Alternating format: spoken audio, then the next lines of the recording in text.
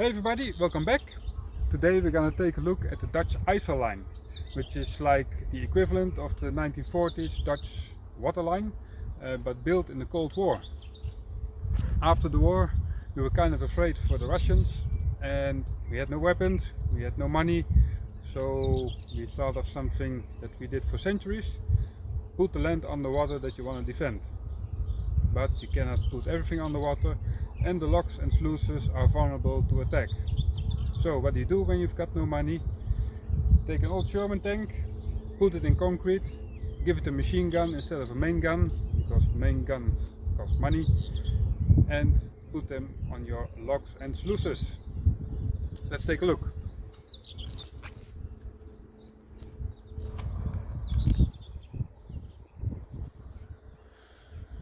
So here we have one of the Shermans. We just put the whole Sherman in a big block of concrete, because as you know, the Sherman didn't have the best armor of all the Cold War tanks, or World War II tanks I must say, but especially not for the Cold War tanks. So when the Russians would come with their Joseph Stalins, these were meant to hold them back. How did we do it? We just took a regular Sherman tank, take away the tracks, leave the wheels in place, tow it into place, and pour a lot of concrete around it. When we'll take some close-ups, you will see that a lot of the original Sherman parts can be seen from above ground, but inside the concrete is still the regular Sherman hull. We took out the engines and made a new access hatch where the engine hatch was.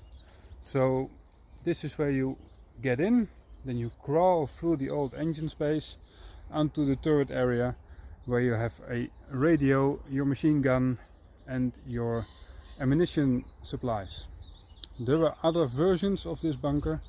Some of them would utilize the back and make a hatch in the back instead of on top, which is a bit safer to get into. What else did we do? As you can see, all openings are welded shut. Now some of these I think were made after we used the line, because you have to see where you're gonna shoot at. But most of these welds are made before installation onto the new IJssel defensive line. The main gun was taken out, an opening was made to put in a 30 cal Browning machine gun. As you can see, a lot of the original Sherman parts are still visible when you take a good look. And on top you can also see it's just a regular Sherman hull with the top hatch welded shut and an opening for the periscope.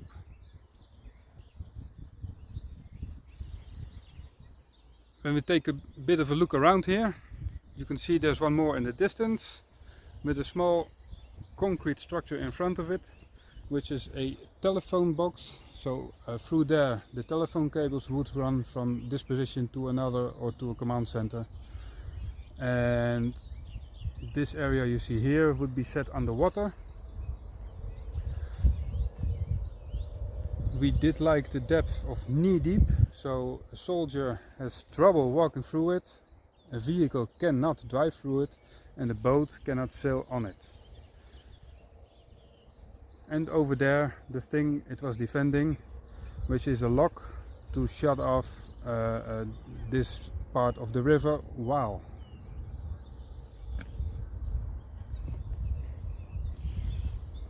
So now we're gonna move to a different part of the IJssel-line. We're going to the village of Olst, where we can find a lot of more goodies.